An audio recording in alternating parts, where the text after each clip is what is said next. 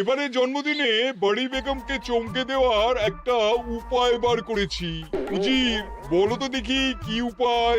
নবাবের সাজিশের হদিশ পাওয়া আমার বুদ্ধিতে বহুত বড়িয়া কোনো মতলব আছে।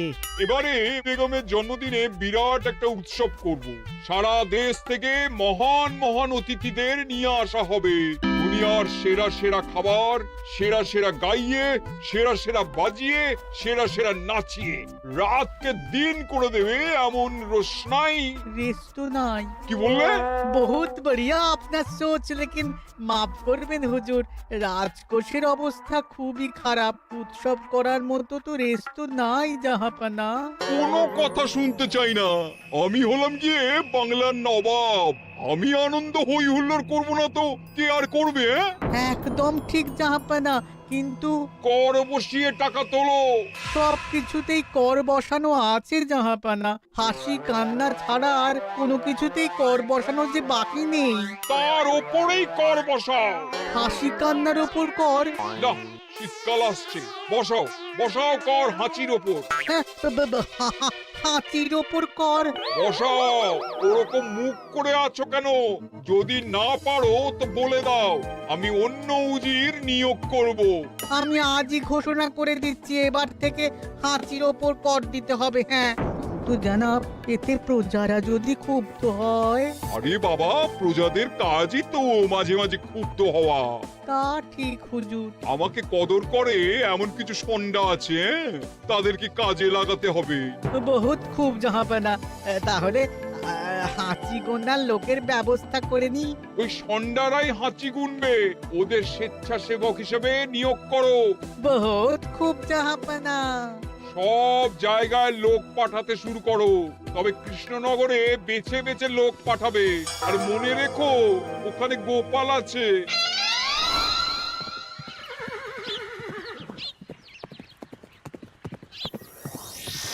সব জায়গায় কর আদায়কারী পাঠিয়ে দেওয়া হয়েছে জাহাপানা। আপনার কথা মতো তাদের বলে দেওয়া হয়েছে যে আদায় হওয়া করের 10% তাদের বেতন হিসেবে দেওয়া হবে। সুতরাং কর আদায়ে কোনো ঢিলেমি হবে না। বহুত আচ্ছা, বহুত আচ্ছা।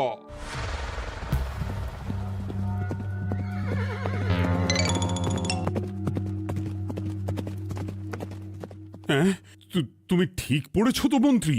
হাঁচির উপরে কর? বলেন তো, আর একবার পড়ছি মহারাজ। আসলে এটা নবাবই মশকরা। আমাদের নবাব যে খুবই রসিক মানুষ তা তো আমরা দেখেছি।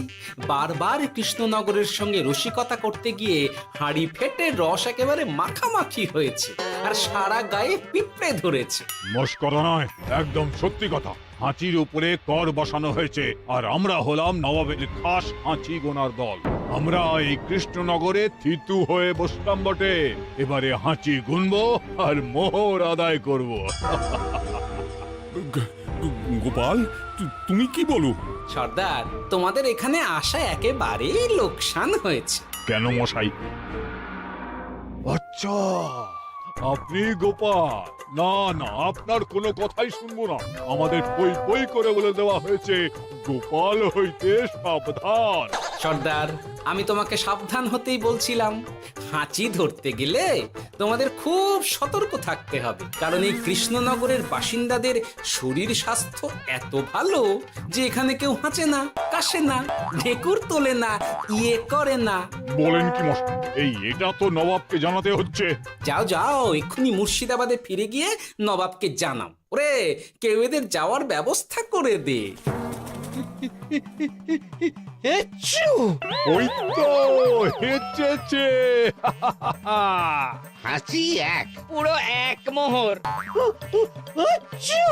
হাঁচি দুই, দুই মোহর। আরে, এটা তো হাঁচির বাচ্চা, এটা তো ধরলে চলবে না। কেন? হাঁচি হলেই তো হলো। কি করব সর্দার? লিখবো? দেখ, একবার গুনে যখন ফেলেছি পুরো ছাড়তে পারবো না। আধমোহর লেখ। এটা কাশি, কাশিতে কোনো করের কথা নেই। ওরে লেখ লেখ লেখ লেখ লেখ। হাঁচি তিন, পুরো এক মোহর। হাঁচি চার।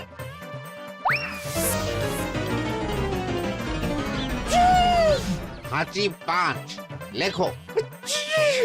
হাঁচি 6,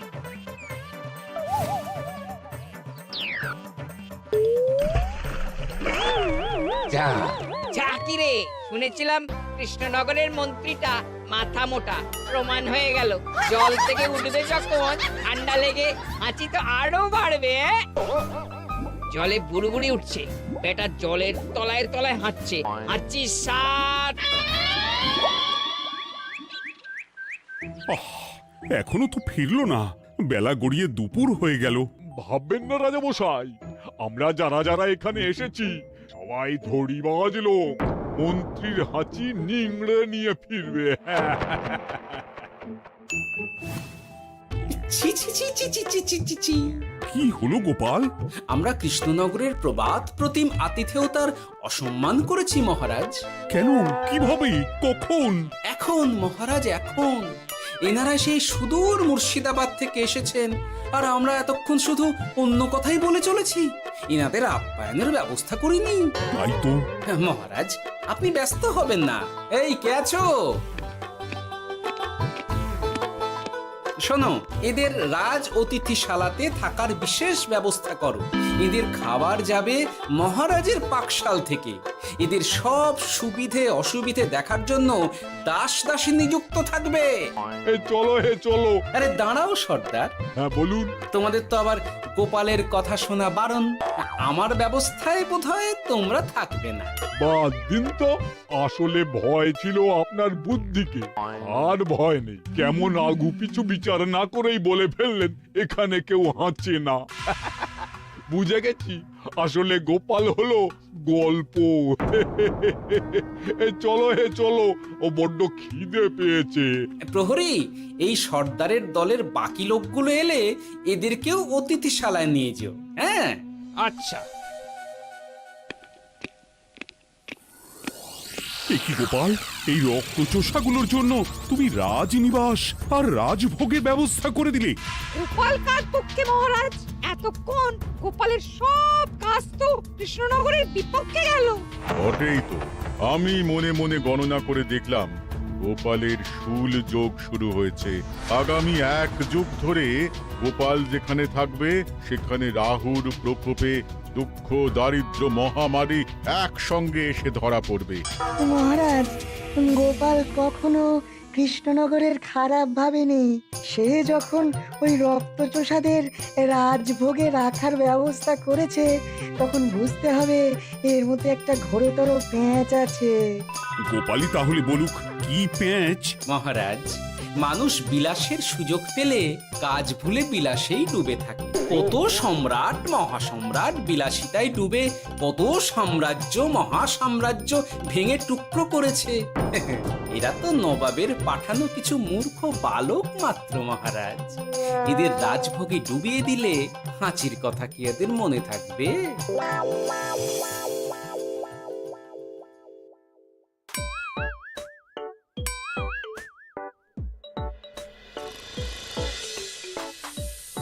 কি ব্যবস্থাপনা সব ঠিক আছে তো? হ্যাঁ হ্যাঁ, খাসা ব্যবস্থা হয়েছে। আপনারা আমাদের অতিথি বলে কথা, আরাম করুন।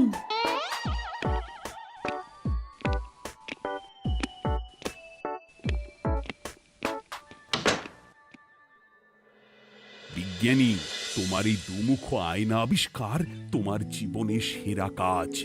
একদিক দিয়ে আয়না, অন্য দিক দিয়ে কাঁচ। কেউ জানতেই পারবে না যে তার উপর নজর রাখা হচ্ছে। অনবদ্য অনবদ্য। মহারাজের জয় হোক। কিন্তু মহারাজ, এই কৃতিত্বের মূল ভাগীদার আমাদের মন্ত্রী। তাই নাকি? হ্যাঁ মহারাজ, মন্ত্রীর দুমুখ কাজকর্ম দেখেই দুমুখ আয়নার কথা আমার মাথায় আসে। মুখ সামলে কথা বলো বিজ্ঞানী।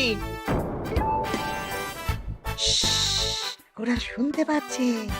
যা চেঁচালেন 20 ইঞ্চির দেওয়াল ভেদ করে ওদিকে চলে যাবে কথা। এই কে যেন কাকে মুখ সামলে কথা বলতে বললো? ওই বাইরে কেউ বলেছে। এই তোমরা সবাই শোনো, অতিথিদের যেন আদর যত্নের ত্রুটি না হয়। আমি আর যাই, কাল সকালে আসবো, কেমন? গোপালকে নিয়ে নবাব আর উজির যেমন ভয় দেখিয়ে দিয়েছিল, গোপাল কিন্তু সেরকম নয়। এই তোরা কি বলিস? না না না না না না, গোপাল একটু ওই হাবা গোবা আছে দাদা। দেখো দেখি কেমন বুক পেতে দিয়েছে, এবার ওদেরই বুকে বসে ওদেরই দাড়ি ওপরাবো। গোপালের জবাব নেই, ঠিক সামলে দিল। মহারাজ, এই প্যাঁচটা আমার মাথাতেই এসেছিল, কিন্তু ওই যে নাকে মাছি ঢুকে গিয়েই সব বরবাদ হয়ে গেল। মহারাজ, এই পরিকল্পনা যদি মন্ত্রীর মাথাতে আগে এসে থাকে, তাহলে এদের মন্ত্রী আমার চেয়ে ভালো করে সামলাতে পারবেন মহারাজ। বটেই তো, এই দায়িত্ব আমি নিলাম মহারাজ।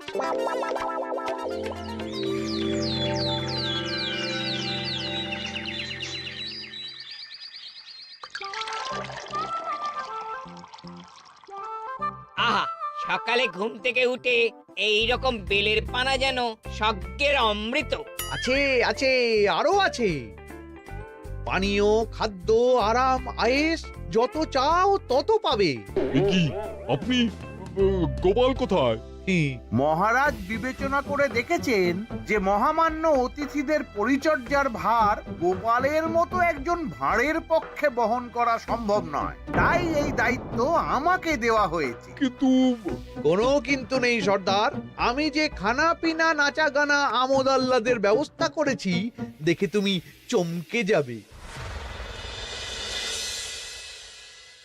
দেখা নয় বিজ্ঞানী, এবার শুধু কাজের সময়। কাল মন্ত্রীর উপর ওদের ভার ছেড়ে দিয়ে কৃষ্ণনগরের যে সর্বনাশটি করেছো, কোনো কাজ করে আর সেটিকে সামলানো যাবে না। হ্যাঁ, আহা, তোমার দেখছি মন্ত্রীর উপরে একটুও আস্থা নেই। ঠিক কি প্যাচ করছো বলো তো? প্যাচের কথা পরে হবে, তোমাকে যত তাড়াতাড়ি সম্ভব হাঁচির ওষুধ আবিষ্কার করতে হবে। হাঁচির ওষুধ? হ্যাঁ, হাঁচির ওষুধ। ওভাবে দেখছো কি বন্ধু, তোমাদের কাজের সব দায়িত্ব এখন আমার কাঁধে। তোমরা আমোদ করবে আর আমি কর আদায় করে তোমার হাতে এনে তুলে দেব। সর্দার, এর মধ্যে একটা চাল আছে মনে হচ্ছে। কি আর আমি বুঝিনি। এখন কি করবে? বিশ্বাস করে আদায় উসুলের ভার এর উপরে ছেড়ে দেবে? পাগল নাকি?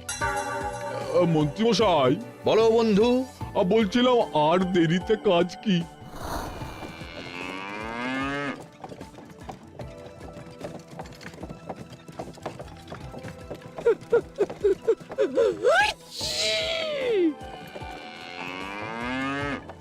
মন্ত্রী, লেখো হাঁচি এক।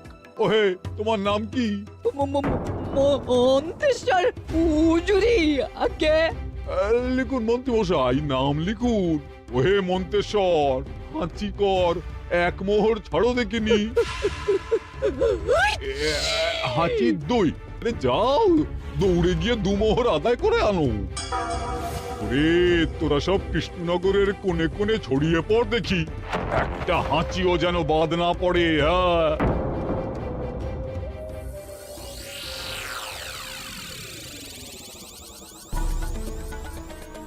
এটা হুজুরে আলা বর্ধমান, খাম্বাস এবং কৃষ্ণনগর থেকে।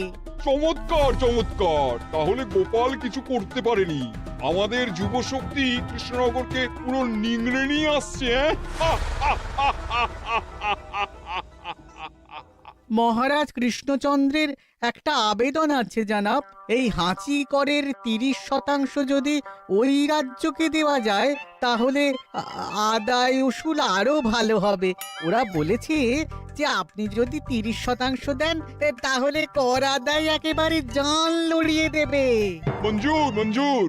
আর একটা আর্জি আছে হুজুর, কৃষ্ণচন্দ্র কদিন বাদে নবাবকে কৃষ্ণনগরে আমন্ত্রণ জানিয়েছে। কেন? কৃষ্ণনগরের নবাব এবং তার উন্নয়ন উপলক্ষে এক মহোৎসব হবে।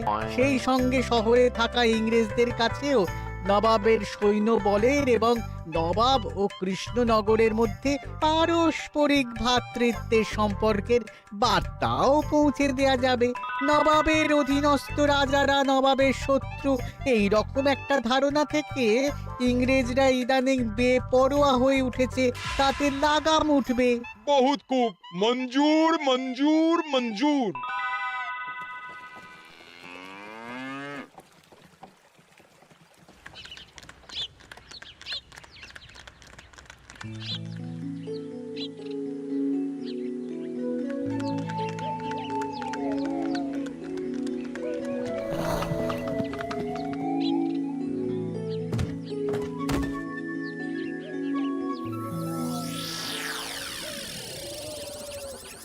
কি ব্যাপার গোপাল?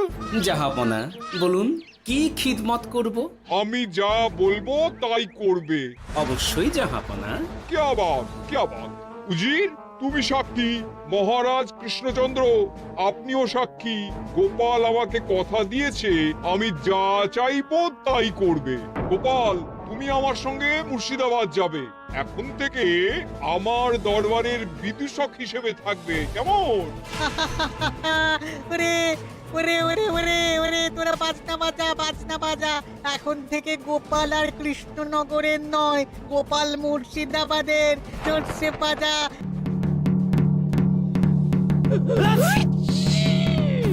কি হলো? হুজুর, মনে হচ্ছে আপনার সৈন্যদল হাঁটছে। হ্যাঁ? হুজুর, হাঁচিগড়ের বন্যা সব সৈন্য 10-12টা করে হেঁচে ফেলেছে। মানে প্রচুর মোহর হয়ে গেছে আর বাড়ছে বাড়ছে।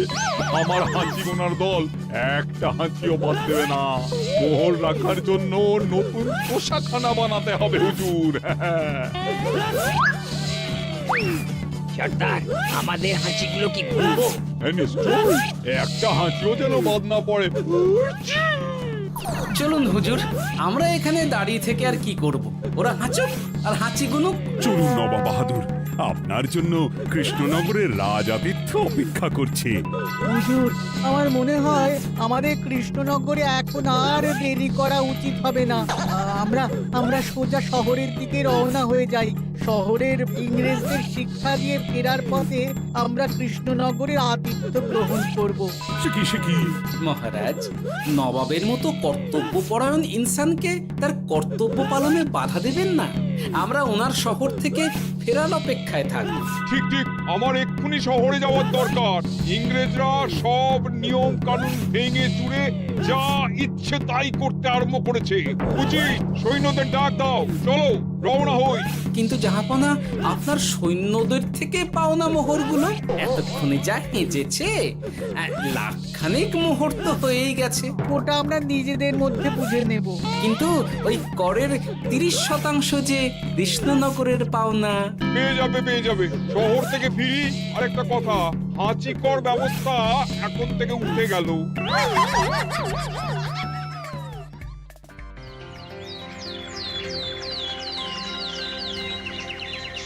মহারাজ, কিভাবে গোপাল ভাঁড় মহাশয় নবাবের উন্মাদের মতো জারি করা ওই হাঁচিকর থেকে আমাদের সকলকে রক্ষা করেছেন তা আমরা সকলেই জানি। খাম্বাজের তরফ থেকে তাই গোপালকে সামান্য উপহার।